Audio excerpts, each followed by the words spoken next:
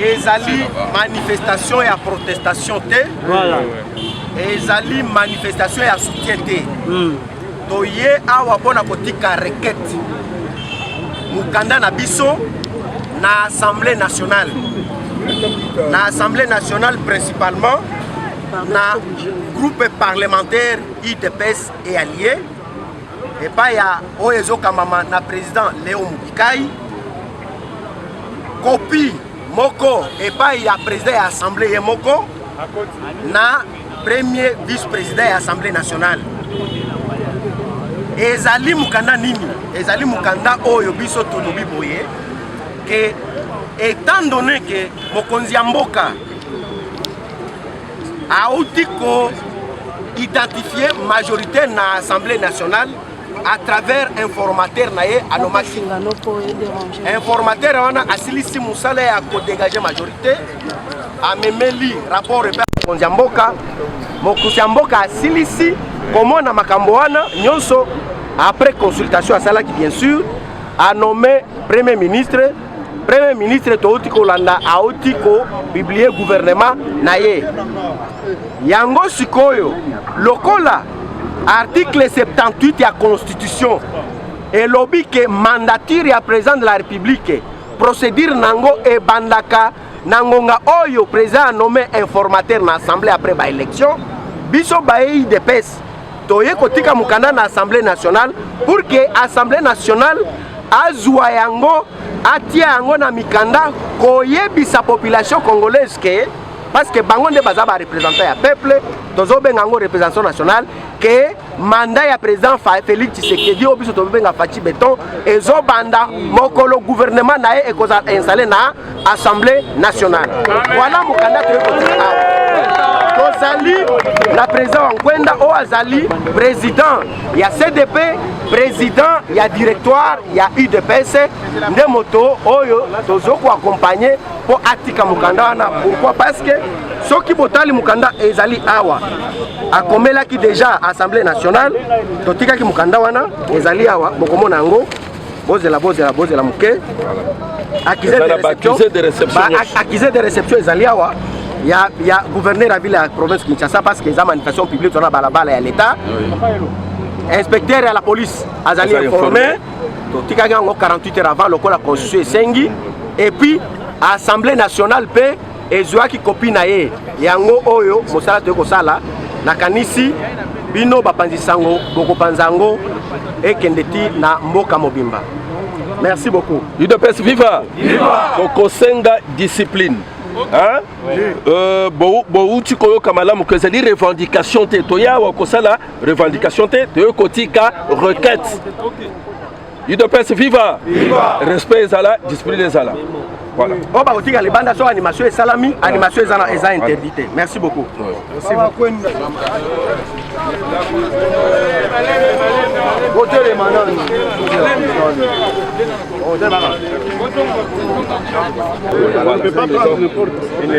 Fédéraux de Kinshasa et fédéraux de l'intérieur. Kinshasa, c'est que les porte-parole, ça ferait déjà 5 personnes. Ok.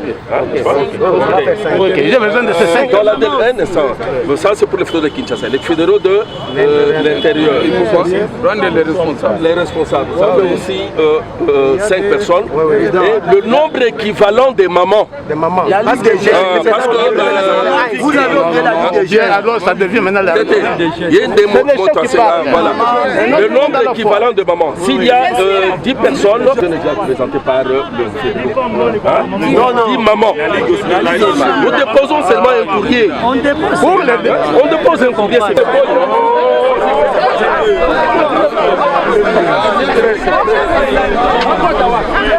qui sont ces gens-là?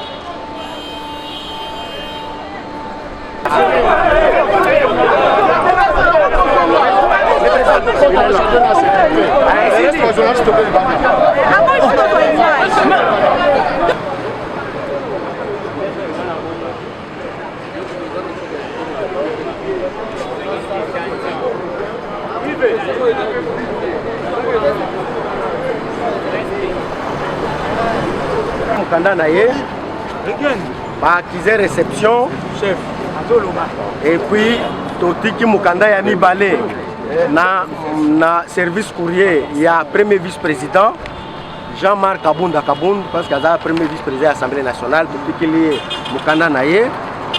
Il y a mis ça tout, Totiki Mukanda, et pas il y a monsieur le professeur Léon Moubikai, qui est le député président et un groupe parlementaire UDPS et allié. Mikanda Yango Totikotika, par requête na biso Totikotika, je crois que comme on a la responsabilité et la représentation nationale, au Benga Assemblée nationale, il y a des députés nationaux, et comme on Moussala na Bango, Bango Basala Moussala, Obiso Tosengi Bango, il y a sa population, na koti yango na kati ya Mikanda, que mandat ya président Félix Tshisekedi, ezo banda mokolo bako investir gouvernement ya union sacrée de la nation otozo benga lelo gouvernement Sama Lukonde musala wana nde tozaki na ngo lelo activité wana nde tozaki na ngo lelo biso bayi de pes la kanisi eleki na kimia nyonso makelele ezalaki te bakonzi ya la police ba colonel ba major ba accompagner biso ti na bureau ya président Mboso makambo nyonso eleki kitoko yango to remercier ba combattant to remercier ba combattante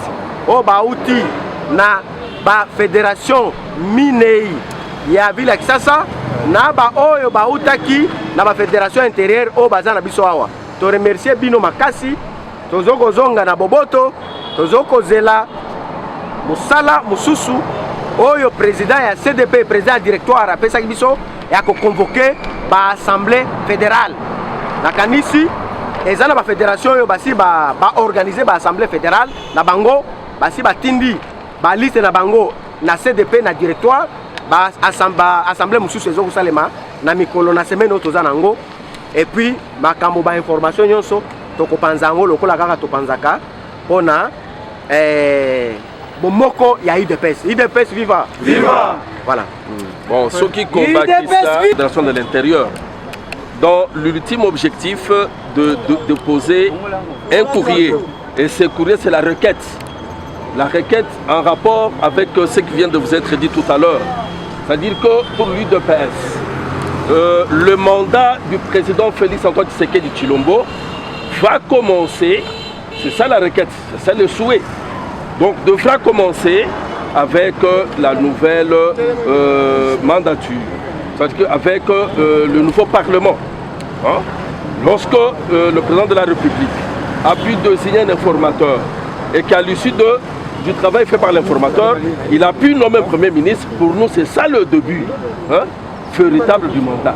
Le 2 ans qui reste, ça c'est une question que le Parlement va devoir trancher parce que le courrier est vraiment explicite. Nous attendons que ceux qui sont destinataires du courrier en prennent connaissance avant que nous puissions dévoiler les contenus au niveau de communauté de base de parti. Et qu'est-ce qui a motivé cette démarche? Je crois qu'il y a eu déjà deux faits. Le premier fait, quand le chef d'État vous dit que le travail commence, qui salue mais ça veut dire quoi? Nous devons comprendre qu'il n'avait pas encore commencé à travailler. Bien. Et lorsque le chef d'État ajoute, pour dire ceci, qu'il a subi des humiliations, mais vous devez comprendre. Hein? Mais dès lors qu'il a maintenant un gouvernement qui est à sa portée, un gouvernement avec une nouvelle majorité, je crois sincèrement, au regard même de la Constitution, c'est un nouveau mandat qui commence. Parce que nous avons une nouvelle chambre basse, nous avons une nouvelle chambre haute. Voilà. Donc nous avons une nouvelle majorité aujourd'hui qui a produit le Premier ministre. Voilà. Et ça c'est conforme à l'article 78 de la Constitution. Donc l'article 78 de la Constitution précise très bien. Tout le monde a la Constitution chez à la maison. Ça. Il faut lire seulement cet article et vous allez comprendre que le mandat du chef de l'État commence avec l'identification de la majorité à l'Assemblée et la nomination d'un informateur. Ce qui n'avait jamais été fait. Donc le mandat du chef de l'État vient de commencer son premier quinquennat. Voilà. Merci beaucoup. Ok. Pour nous dire qu'il y aura une manifestation, c'est une information pour une manifestation publique. Ça va? Ok. Nous avons l'accusé de réception. Là, c'est pour l'honorable président du groupe parlementaire UDPS, Léon Bikaï. Ça, c'est l'accusé de réception. Ok? Et nous avons le deuxième accusé de réception, c'est lui qui concerne la lettre déposée au niveau de l'honorable premier vice-président du bureau de l'Assemblée, Jean-Marie. Tandis que l'accusé de réception, l'autre pour le président de l'Assemblée. Posez une question. Oh, viens saluer papa. Ça va? J'ai le micro, c'est pas au Congo.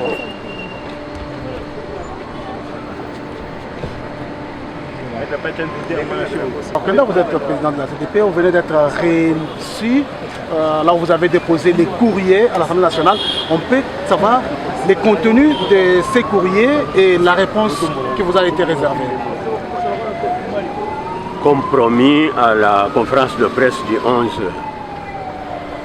mars, nous avions dit que nous soumettrons notre proposition au groupe parlementaire UDPS et alliés pour qu'ils prennent l'initiative de la procédure de légalisation de notre équation.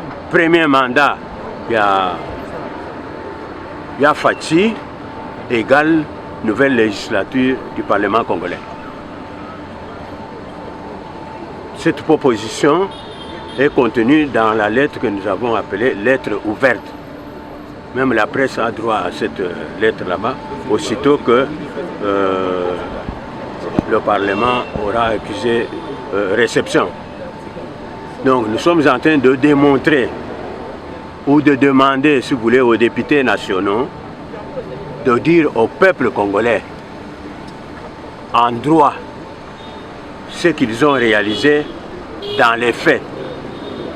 Dans les faits, nous avons constaté qu'après le discours pathétique du 23 octobre 2020 du chef de l'État, nous avons constaté que, le chef de l'État a actionné l'article 78 de la Constitution. Chose qu'il n'avait pas faite après son investiture.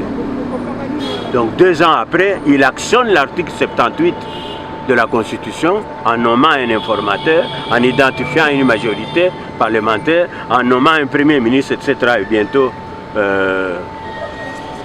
ce gouvernement sera adopté par l'Assemblée nationale. Ça, c'est du côté de le chef de l'État. Donc nous constatons qu'il démarre son mandat en actionnant l'article 78 de la Constitution, qu'il n'avait pas actionné en 2019 après son investiture, parce qu'il en avait été empêché. Et de l'autre côté, nous constatons, nous le peuple, que le Parlement, les députés nationaux, les sénateurs, ont actionné l'article 114 de la Constitution. L'article 114 de la Constitution énumère les actes à poser en début de législature. Nous l'avons constaté. Nous avons constaté que les députés se sont organisés presque en bataille arrangée pour aller chercher un secrétaire, le secrétaire général de l'administration du Parlement, les 2 secrétaires, pour que celui-là installe le bureau d'âge et que le bureau d'âge puisse installer et faire élire et installer le bureau définitif avant de passer à la modification du règlement d'ordre intérieur et à l'adoption du programme du gouvernement. Ce sont des actes de début d'une législature. Alors, nous demandons aux députés nationaux, puisque vous avez posé des actes de début d'une législature, il faut dire cela aux Congolais. En droit, ça signifie quoi? Vous prenez une loi, vous prenez une motion ou une résolution statuant sur le début exact de la nouvelle législature.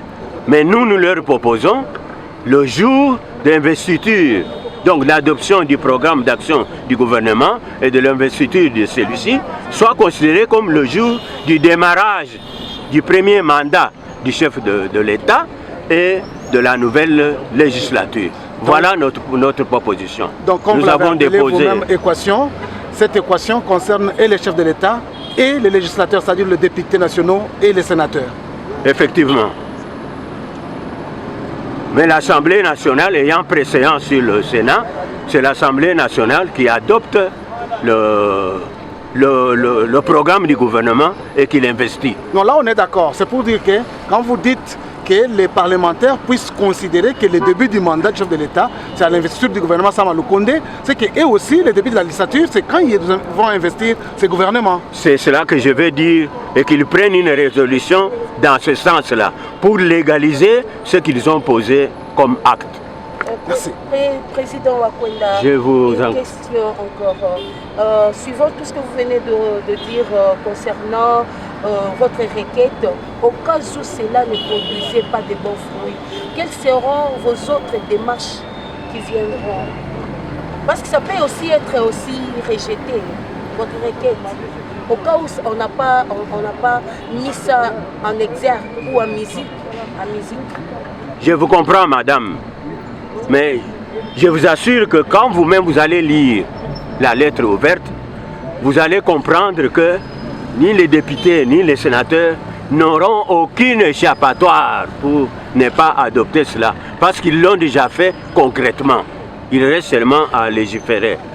Au cas où ils tergiverseraient, ils sont avertis dans la lettre ouverte qu'il y a 2 articles de la Constitution que nous allons actionner. Et ils savent à quoi ça va aboutir. Parce qu'ils ne peuvent pas, en même temps, en pleine législature, se transformer en de nouvelles majorités, se faire identifier comme un nouveau groupe parlementaire, se faire identifier avec une nouvelle fiche d'appartenance à tel ou tel, à l'opposition ou à la majorité. En posant ces actes devant les Congolais, ils doivent dire pourquoi ils le font. Parce qu'il n'y a pas eu changement de la Constitution, puisqu'il n'y a pas eu modification du règlement intérieur, puisqu'il n'y a pas eu de nouvelles élections législatives. Par quel mécanisme sont-ils arrivés à se doter d'une nouvelle majorité parlementaire? Comme ils ne sauront pas répondre à cette question là-bas, ils seront d'accord avec nous qu'en fait, ils sont déjà en pleine nouvelle législature et ils doivent l'acter. Parlons de la Constitution, comme vous venez de le stipuler tout à l'heure là, Monsieur le Président Wakwenda. Il y a un problème aujourd'hui. Les Congolais sont très très jaloux de leur Constitution. Au moment où peut-être l'Assemblée va accepter cela, qu'adviendra-t-il de la Constitution et aux oreilles du peuple congolais? Qu'est-ce que vous pouvez dire à ces peuples-là qui attendent le respect de la Constitution de la part de nos institutions, présidence et puis les législatives?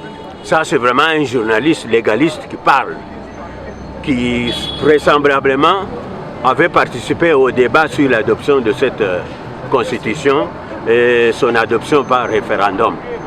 Je comprends votre souci, mais je constate que vous n'avez pas encore lu la Constitution en question dont vous parlez. Si vous lisez la Constitution telle qu'elle est là aujourd'hui, cette Constitution n'a pas donné la solution au chef de l'État actuel. Et si nous étions à sa place, nous, on aurait tout simplement suspendu cette Constitution. Regardez, dans la Constitution, il n'y a aucun article qui dit comment on doit sanctionner un chef d'État sortant qui usurpe le pouvoir législatif de son successeur, qui bloque les finances de l'État, qui manipule les bureaux de l'Assemblée nationale du Sénat pour pouvoir faire dénigrer le chef de l'État en exercice. Que dit la Constitution? Elle ne dit rien. Que dit la Constitution quand les bureaux du Parlement, les 2 chambres, les bureaux de 2 chambres, ouvertement critiquent et outragent le chef de l'État, lui tournent le dos le jour où il doit venir recevoir le serment de la Cour constitutionnelle? C'est un outrage au chef de l'État. Que dit la Constitution? Comment sanctionner ces gens-là? La Constitution est muette. Que dit la Constitution quand un Premier ministre, même s'il a été désigné par quelqu'un d'autre, mais il a été nommé sous la plume du chef de l'État en exercice? ce Premier ministre qui désobéit au chef de l'État, qui ne veut pas faire exécuter les décisions du Conseil des ministres, qui publiquement, par presse interposée, outrage le chef de l'État. Que dit la Constitution? Qu'est-ce qu'on fait de ce Premier ministre? La Constitution dit quelque part, on peut le démissionner.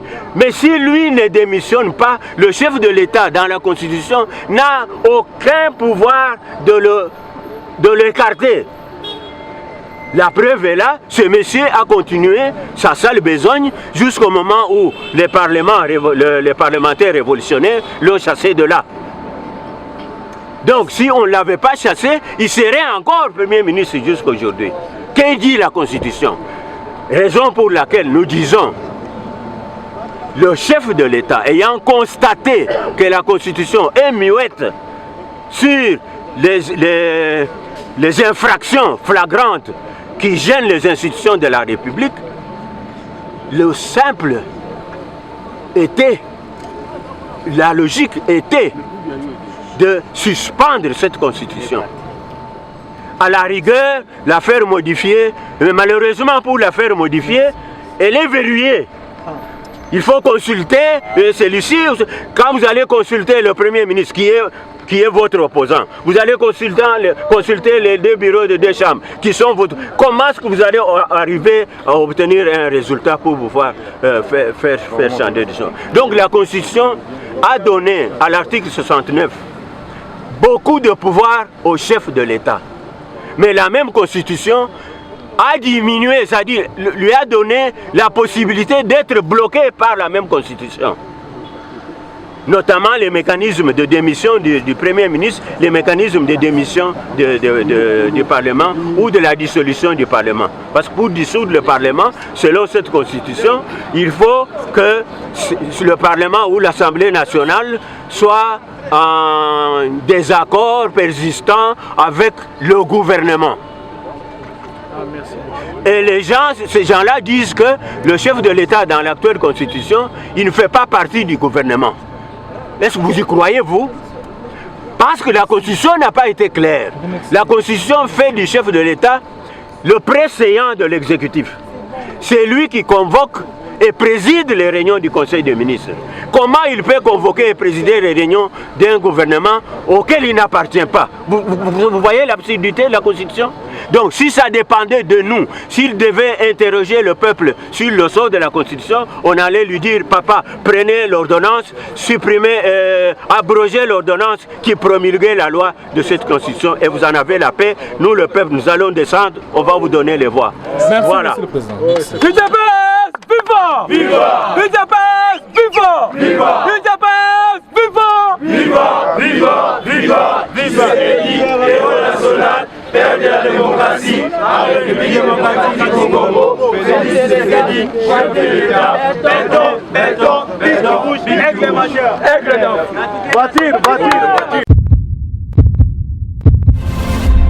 Eshima, votre magazine qui bat au rythme de l'actualité. Une réponse à vos besoins en information, un éclairage dans divers domaines. Impartial, documenté, instructif. Eshima au cœur de l'info. Retrouvez la nouvelle édition. Exclusivité. Eustache Mouandi, ministre d'État, ministre des Ressources hydrauliques, relève le défi de la libéralisation du secteur de l'électricité. Des actions concrètes. Cap sur la libéralisation de l'électricité. Installation des mandataires ARE et Anser. Fonds Mwinda qui permettra de fournir de l'énergie électrique propre à 15 millions des Congolais. Signature contrat B-Box. Plusieurs protocoles d'accord signés dans le cadre de la mise en application de la loi sur l'électricité. Les avancées enregistrées dans les secteurs des ressources hydrauliques et électricité grâce à la vision du ministre d'État Eustache Mouandi représentent un acquis indispensable qui balise le chemin vers l'effectivité de l'amélioration du taux de desserte en eau potable et en électricité. Focus. Payer l'impôt est un devoir civique. Le directeur général de la DGI, Barnabé Mwakadi, sensibilise les assujettis. Dossier Eshima, les épidémies les plus dévastatrices de l'histoire. Nation, le ministre d'État Ribens Mikindo met en valeur les blocs pétroliers et gaziers de la RDC afin de transformer les potentialités en hydrocarbures en véritable richesse. Élection 2023, le compte à rebours de la Senco. À lire également les portraits de Kelly Kounté, journaliste chevronné. Économie, budget 2021, moins ambitieux, plus réaliste. Culture, les tabous de l'inceste. Retrouvez l'intégralité du magazine Eshima dans les kiosques. Eshima Magazine, un nouveau standard d'information.